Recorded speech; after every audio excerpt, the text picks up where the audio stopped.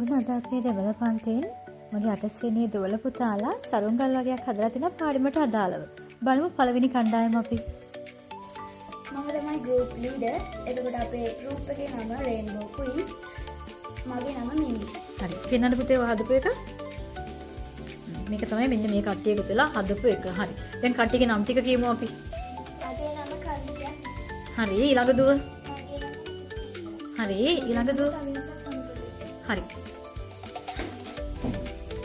වියා rainbow Queen's. හරි. දැන් යමු අපි ඊළඟ ගෲප් එකට. කෝ අපේ නායිකාව?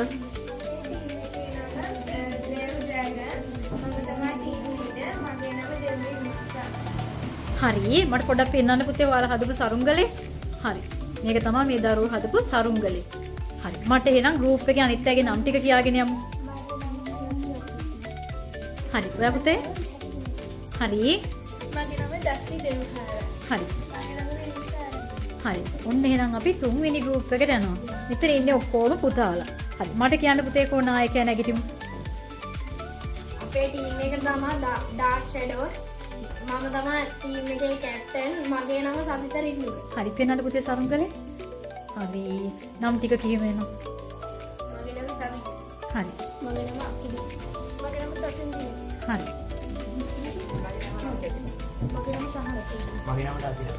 මගේ නම